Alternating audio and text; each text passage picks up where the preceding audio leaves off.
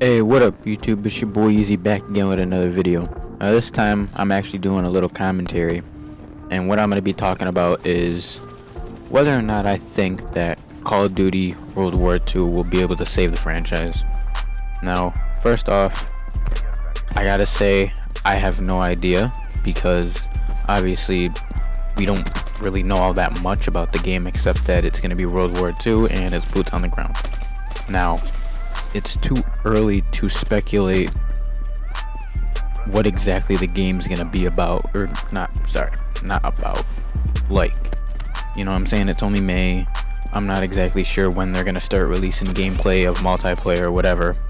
I mean, we've already seen gameplay of campaign, but most of the community only cares about multiplayer. I do. Campaign's fun and all, but I really care about multiplayer. But my personal opinion on it is I feel like it can save the community, but it's gonna take a lot of work. For the past 3 years, the whole community hasn't been happy with like all the jumping around and futuristic stuff, so it'll be really good that the next Call of Duty will be back to boots on the ground. Another controversial topic is black market weapons. Now, I personally find them very fun. I find myself having a lot of fun opening packs and trying to get all these new guns that they bring into the game. However, that brings up concerns of weapon balancing. Now, I understand they take that into consideration, but at the same time, with them coming up with all these ideas of these crazy new weapons that they want to bring into the game, they have to bring weapon balancing into the picture and keep these guns from being overpowered. Now, another topic is money and how much Activision actually wants to charge everybody for their DLCs and all that stuff. Now, Black Ops 3 is a great example of what I'm trying to say. So for Zombies Chronicles, I think they gave you 8 zombies maps, 8 original zombies maps, and they wanted you to pay $30 for it. Now, me personally, I didn't like that at first, but then I really thought about it, and I didn't care necessarily, just because of the fact that I love those maps so much from back in the day. You know what I'm saying? At that point, I didn't really care. I was still getting the same nostalgia that I would have thought I would have got.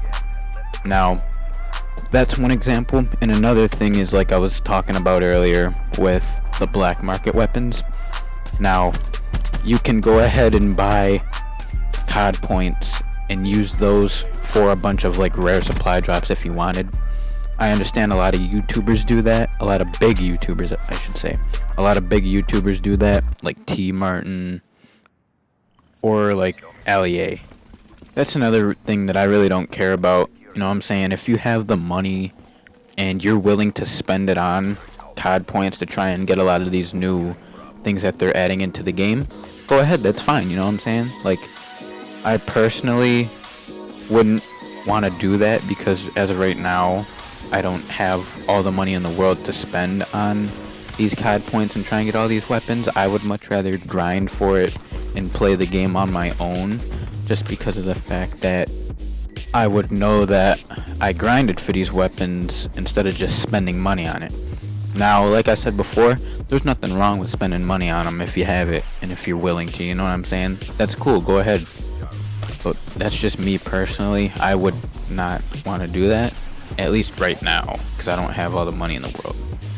So, yeah, that's just my opinion on Call of Duty World War II. You know, we'll see what happens in the next couple months here, see what they start saying about it, and let's see what kind of trailers they put up. And yeah, I think that's about all I have to say about it right now. So yeah, if you like this little commentary I did right here, just let me know if you want to see more. Leave a like on the video if you enjoyed it, subscribe, and yeah, till then, peace guys.